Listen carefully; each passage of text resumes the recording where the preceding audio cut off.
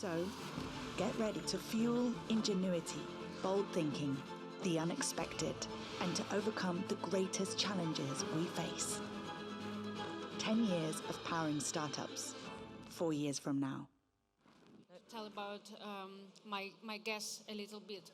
So, Hanisha, yesterday I looked through your LinkedIn profile and I found out we both work at Edelman Agency. You know, Edelman is the first and very big PR agency in the world, and you know, the community of PR professionals are very, very big in the world. Yeah. And yes, and then after some projects, you started to invest. So now you are a managing partner of Majority VC Fund. You invest in early stage companies doing deep tech projects. Yes. So very nice, very Thank nice. you. Yeah. So Majority invests in deep tech startups that help people improve their incomes using technology. I mean, we've been doing technology for people like you and me for a very long time. If I needed to improve my productivity 15%, I could probably find 20 tools to do it. But if there's a farmer or a fisherman somewhere, they haven't seen new technology in the last decade. Yeah. So it's something new. Yeah, I agree. Paul, all yours. Paul, look, you started your career working for Microsoft. And you launched products directly with Bill Gates, and you operate, it was Russian markets, Eastern Europe markets, so where I'm originally from. And you do it from Munich, and then you moved, after 7 years working for Microsoft, you moved to Barcelona. And now you're doing your marketing business, yes? Intelligent marketing. I remember this from LinkedIn profile as well. Exactly. Yeah. And I think many of us who have maybe came for 5 days like me to Barcelona and ended up living here 30 years, you can relate to how Barcelona is, you know? Yep. And so our company with my business partner, who's also here, Giuseppe, we started it almost 30 years ago in 1995. But when I present my company, I really like to present it as a 30-year-old startup, because we really cultivate the spirit of startups. Yeah, great. So today we are going to speak about brand power. Yeah. So how would you define it, and what does it mean to you? Do you want to start, Hanisha? So, brand in a way is something that you can try to cultivate by beginning to say, okay, my brand stands for A, B, and C. But eventually it ends up being what your user experiences. So you could say that my brand is all about being on time, my brand is about doing things cheap, fast, etc. But if it's not fast enough for the customer, that word will never land in there. So brand is whatever your customer thinks about you after they've experienced your product. That's my thing. Interesting, yes. And I would say maybe for some of you, you sitting there, you hear the word branding and it's kind of either scary, strange, or boring. Because we have a lot of people that think a brand is a name, it's a logo, it's a color, it's a style guide. And as entrepreneurs, and I feel very, very welcome in this circle, we're entrepreneurs, think of it as really, it's something intrinsic, something very deep about you. So your brand comes from you, it comes from your project, it's your DNA, it's the essence of your team, and it's your lifeblood. So if we talk about success or failure, if you know that it's part of you, then you really take care of it, and then you will have a higher probability of success because you're taking care of the baby, you know?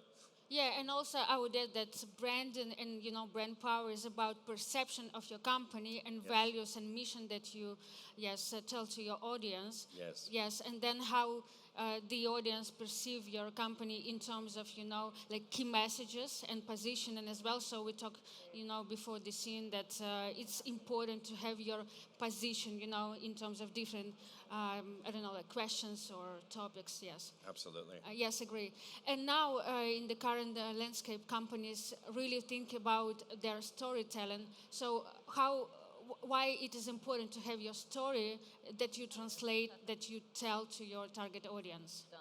See, because eventually, even if we are sitting in the hotbed of innovation, one thing is true. Whatever we make today, even if you're making something which is technologically advanced, very different from everybody else in the world, etc., the technological advantages stay for a very short while.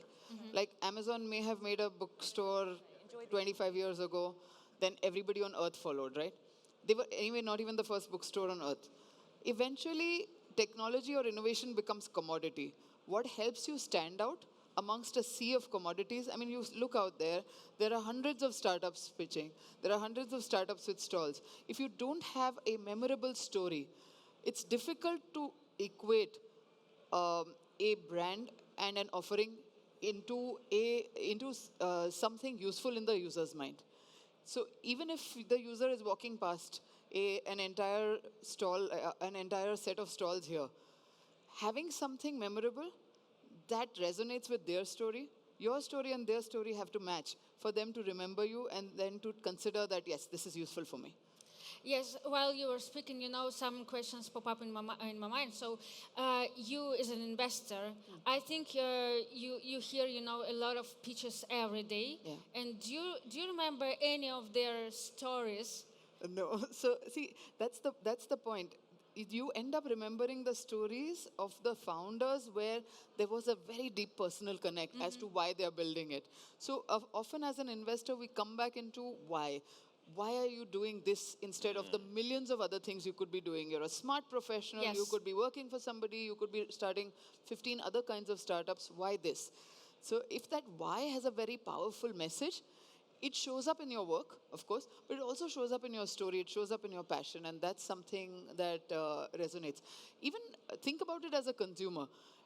You, from the moment you woke up this morning until this minute, I can pretty much guarantee you have seen 2,000 brand logos, give or take.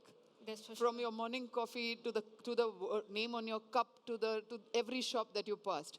How many stuck in your head? Very, very, very few. The ones where there was a story and where the story kind of matched.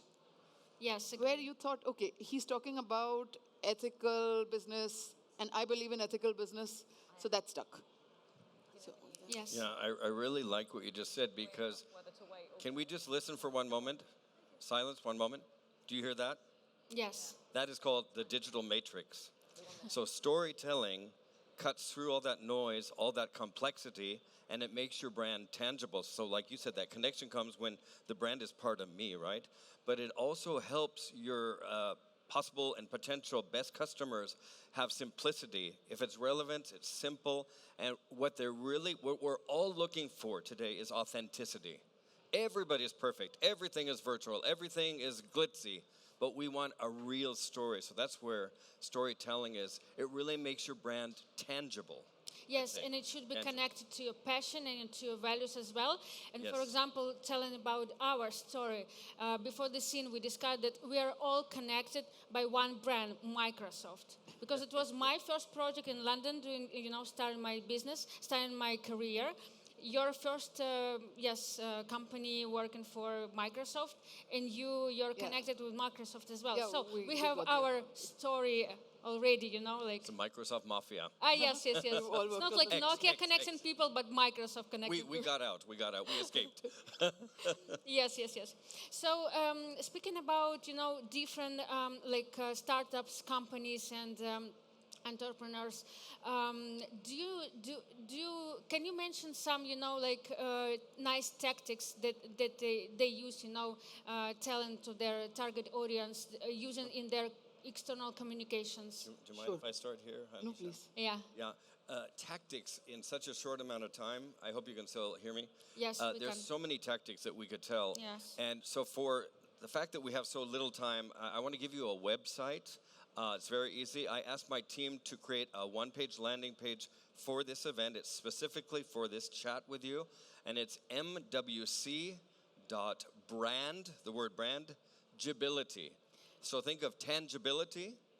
Okay, so it's the mwc.brandgibility.com. It's like Brad and Angie, Brad Pitt and Angelina Marketing Jolie. professional is here on the yeah. scene. Yes. So all the tactics are there, but where the tactics will come from Yeah. are three truths, and I'll be very fast.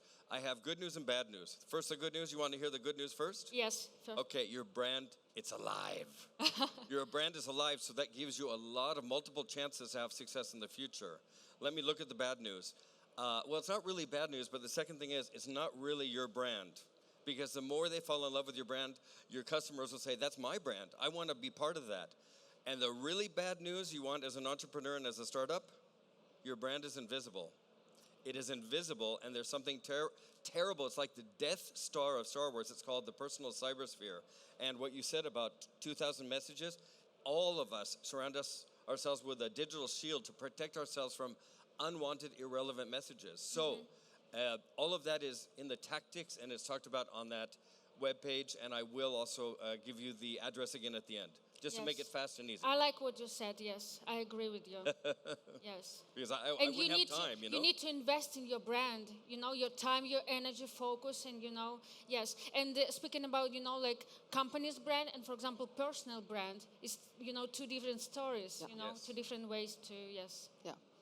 No, but they do intersect, and founders that have a strong personal brand do see a lot of benefit. So, but again, coming back to some tactical ways, Yeah. community, something that you mentioned Ah, early on. yes. We've seen some fabulous startups. One of India's largest startups that never took any VC funding started out with, so it's a trading platform. They do stock trading. And the founder of the platform was an active stock trader before. He was part of a community. So had 3,000 virtual friends who were interested in the same topic. So when he launched the website, when he launched the product, here was a ready-made set of customers, but here was also a ready-made set of people who are willing to talk about him because they knew him beforehand. So stop being transactional. While we are talking tactical, don't be transactional, saying, here, win a t-shirt and talk about give me a Instagram shout out and I'll send you a t-shirt. That becomes very transactional. Find ways to get people to love you that are bigger than one interaction on Instagram, bigger than one interaction on LinkedIn, etc. So for that, it might require you to build community. It might require you to build a longer engagement. The second one being, again, this is the VC hat speaking. So especially if you're using somebody else's money, try to be very frugal with it. Because if you take money from a venture capitalist and send it straight to paid advertising on Facebook or Google or wherever, I mean, we love all of them, but still, that's not the wisest use of your marketing dollars. So we used to have this breakdown of media types in Edelman. That's again the Edelman Media Cloverleaf, which says media is divided into paid, owned, and earned media. Paid media is basically you pay for a spot and you get supposedly visibility, but it could sync between the 2,000 messages that the average customer sees every day. The other one is owned media. Your owned media is your website, your app, every single touch point that your customer has with you. And as a former product manager, I would like to submit here that product is brand. So for example, if you say that my brand stands for fast, again, one of the first things I said, but your product detail page takes 10.5 seconds to load. That's not fast. So product is brand, experience is brand. Think about every touch point that your customer has. So after paid, there's owned, and then there's earned. Like I said, are you part of a community? Do you go speak somewhere? Is your name coming in the paper because of some interesting point that you put out? Is there a blog with your views out there? That's your earned media.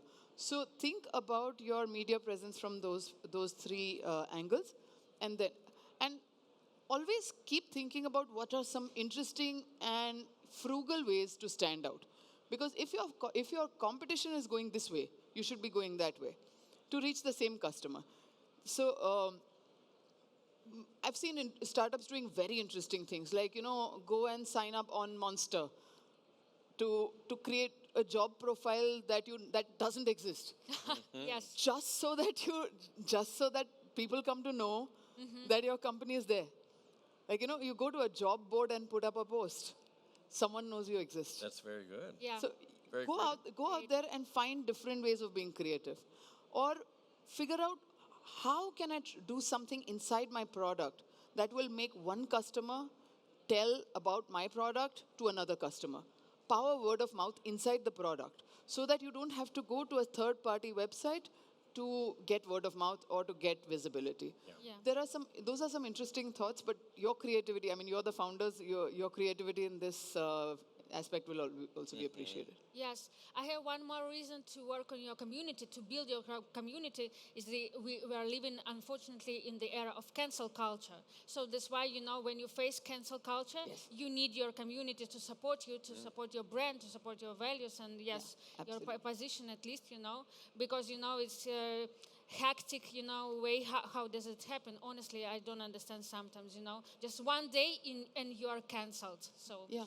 Yeah, I mean, even with a B2B, so like I've had founders come to me and say, "Oh, my product is B2B, and the brand doesn't matter so much because I have 15 key customers, and they know me." But I was like, at the very least, if your point of contact in your biggest customer leaves the job and goes to the next job, can he sell you into the new company? Yes. Have you built that much of a relationship? Have you built as much of a brand with the product, with the messaging? It is not just messaging, but also the product, of course. Yes, of course, yes. And so speaking about products, so entrepreneurs and founders, they work on their product, they sell, they hire people and team, they, I don't know, do some maybe events, sometimes they don't have time to work on their story, on their power. So any advice you can give them? Well, I think Hanisha, it's kind of what I said, that I think I always, when I gave marketing classes, I would tell my classes, half of you are hippies and others are analysts, right? So we may have very analytical people here and then the hippies, the design crowd, right? Yeah. But if you are the CEO, if this is your baby, it's coming out of you, do not let the cousin of your best friend do your logo, your brand. Get them far away from that. Look for a brand architect. Look for someone who really understands your vision, your mission, your people, your DNA. Sit down with that person and say, I need you to help me. I'm walking around here and I'm seeing a lot of dead logos, dead brands. They say nothing. And it's very important for you to know, even if you're very analytical, trust the hippie. Trust the hippie, because excellent design, according to McKinsey, creates 40% more value on the stock market, and on and on. So we're sharing some of those things on the landing page I mentioned, but over to Hanisha too. How do you Sure. see it? So, practical tips. If you can't write, put out a video, put out a blog post, put out a Spotify channel. Yeah, sure. If you literally can't do any of this, do what we do. Come sit on a stage somewhere and share your insights. There has to be some way in which you feel like talking to others. A lot of time with technical founders, what ends up happening is that you got into technology because you hate talking to people. It's happened to me. I've had that background. You have to get out of that. You have to realize that creating a brand is not optional. Because if you don't create a brand, that's a brand. So I was telling them the other day on our call that, if you compare, say, the websites of two companies, one that's talking a lot about its customers, about its management team, etc., that's something. And there's another company that's just focusing on product. That's a brand message in itself. The message is, come here, do your task and leave. And we don't want to have a very long-term relationship with you, because that's why we are not telling you about ourselves. So if you don't find the time to create a brand, that's a brand. No brand is a brand, and you will end up having a situation where somebody else is getting to define what you will be labeled as. So it's pretty much not an option. It requires you to get some time out. Take the time out. I mean, just to put it in perspective, as a fund, we haven't even formally launched yet, and we may be one of the smallest funds in India at this point of time, but here I am. Because we'd spent the time finding a good name, finding a good logo, crafting the story, explaining the story to people over months. And then, to the point where today, if a startup founder is building something that we'd like to be, we get those deals inbound. We don't have to spend that much time going out, reaching to the founders where we are. Be memorable. Be differentiated, because again, the world is even worse than what is out there, right? Competition exists whether you like it or not. Brand will help you stand out. If you don't take the time to build that brand, that is a brand. I like what Hanisha is saying, really, because this will reach the analyst. But again, a brand is not a logo. It's not a color. It's not a name. The brand is the product, and that's from the 4 Ps of Kotler. If you have a product that isn't worth what, then forget it. Go home. Take a nap. If you have a product that's amazing, and I go in, I do it, I get out, the new loyalty is that it's so efficient. So let me give you 2 examples. You made me think of this, Hanisha. Airbnb and Booking. Airbnb is warm with the red. Cozy. Booking is cold. Yes. Cozy, Airbnb. Yes. But actually, I've seen a study about customer loyalty where people are fanatically loyal to booking because boom, boom, boom, in and out. I get it done. And Yes. that's the product. Sure. So I don't want us to just think it's one side. It's red and blue at the same time. Yeah. Yeah, and at the You same know? time, speaking about these two companies, in general, they solve one problem, one customer's problem, because we travel and we need to stay somewhere. Yeah. You see, one problem, but they solve it, in a different In way. different ways, Yeah, right. yeah. So, But in a now, way that helped them find the tribe. So there is a Yeah. sort of Their person. tribe, Yeah, yes. there's a sort of person who wants to read a lot, who wants that hand holding, that sense of community, that Yes. sense of warmth, and that person will naturally gravitate towards Airbnb. Whereas a person who's very business-like, who wants their time to be respected and is like, okay, finish this transaction, don't remind me 200 times, is going to go to booking and get what they want. Yeah. So in a way, again, we're back to the story thing, right? Yeah. Is your product and messaging both conveying the same story? And does that story help you get to the same customer who thinks the same way? The Yeah. wavelengths match. Relevant. Yes, relevant. Yes, Yeah. relevance is really important in terms of news, product, market problem, trends, and so on. Yes. So we live in a global world right now. Entrepreneurs, they scale new markets, they scale their business. They open offices somewhere. So they move from like Africa to Asia, from Asia to Latin America, for example. So in terms of building your brand in global right now, globally. So any tips we can give? So from my side, from my perspective, I think the most important thing is to think about cultural differences, because we know a lot of examples and cases with. Yeah. Unfortunately, cancel culture and so on. So yes, we need to think about cultural differences and to speak with target audience on different regions and markets differently. Not not the same way. Yeah. May I answer first? Yes, Because please. Yeah. I get so passionate about this, I could talk for 3 hours. So Yeah, I me just have too, like 3 points. My to favorite make, and then we can really learn from Hanisha Yeah. as well. But you say yes, cultural differences, but also to have a global brand that's successful, there are truths that are atemporal and they reach us all. So here's my list, guys, if you want to write it down. Yeah. Know your most profitable client. Know your customer.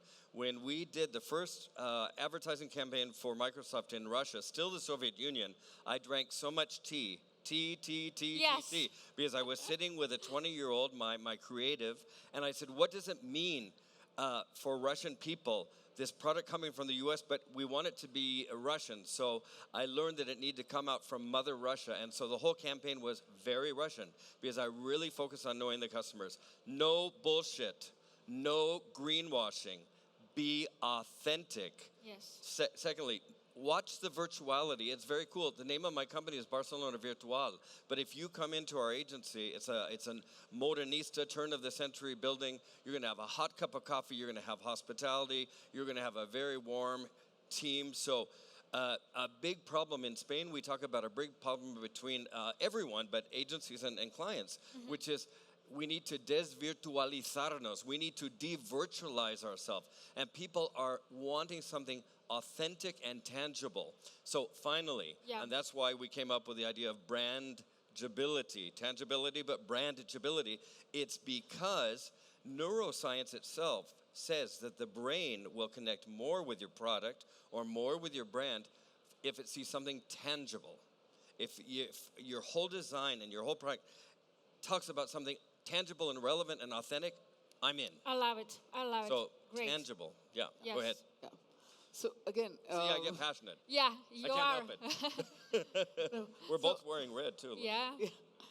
no, see, I began building brands in the age of digital. So in the early 2000s, we always said, hey, it doesn't matter what your target audience is, as long as you have put your message out there, they'll come find you. The same thing Yeah. that we're saying. That said, is there a scope for internationalization? Is there scope for localization? We have found in very tough ways that yes, the answer is true. So for example, a company like Google coming in and saying, okay, here's a product which you can buy online, put in your credit card, and you're done. Yeah. boom, land them in a market where not enough people have credit cards. So, or even Amazon for that matter, land them in a market where they don't have credit cards. And in India, we had to invent something called cash on delivery, Yes. which is order the thing, it comes home, and you can pay the courier boy in cash. So, yes, I mean, often you have to change some of the key aspects basis the market you're in. That's why you have to ask yourself, are you just that feature? Or does the brand stand for deeper than that? And so understanding your market, keep spending time with the market as much as possible, like you said, whether it's like 300 cups of tea in a year, Yes, yes. or whether it's sitting at your customer's office 20 days in a row. I used to personally, as a product manager at a travel agency, call 50 customers a day, 5 and 0. 25 who bought and 25 who didn't. I mean, this was a product where we were selling cars, a car rental, along with an air ticket. So after you bought the air ticket, I know for sure that you're going to go to the airport. You certainly need a way to get there. So we show you an interstitial saying, do you also need a taxi? And everybody saw it. Why didn't enough people buy? Call.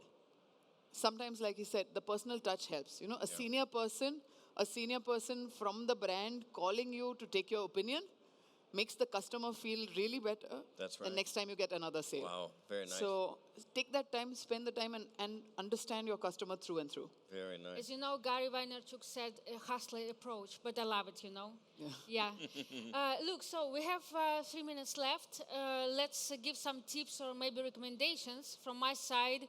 A book, Never Split the Difference, about negotiations and yes, sales as well. So, any from you? Ladies first? Yes. Yeah. So this book is now slightly unloved. There's a book called Hooked, Hooked. Hooked. Hooked was on how to build products that captivate people. It's gone a little bit on the other end because people ended up creating things like infinite scrolls, etc. But if you come back to the ethos of the book, it's still valuable. What do you do in your brand? So in a sense, it's a brand hook, right? A product or a service is a response to a need. Like, I'm bored, I need 5 minutes of knowledge, I go to Duolingo. I need 5 minutes of entertainment, I go to YouTube Shorts, whatever. The hook exists in the brand, in the customer's mind. So this will help you get a sense of what hooks to target into, as well as where you can fit in. Yes. Hooks are very important. Yes. Yeah, what would I recommend to you? I said it before, I'll say it slowly so you can write it down. I would be really thrilled if you go to the resources there at mwc.brandgibility, GIBILITY.com. mwc.brandgibility.com. This is literally, I think it's 48 hours old, this landing page, and it's made just for you today. And one of the things we talk about there, La Casitos in Spain, and this is for Dina. Thank you. Should I open it? Yes, please open it, Okay. and then maybe you can show them, because there's a secret code that I asked. They're our client, and I asked them to put a secret code on the packaging. Wow. I love, yellow color. There are a lot of candies, yes? He's branded it with my company's name. And I'm sorry to say that somehow we got our mega tubes mixed up, because this is not yours.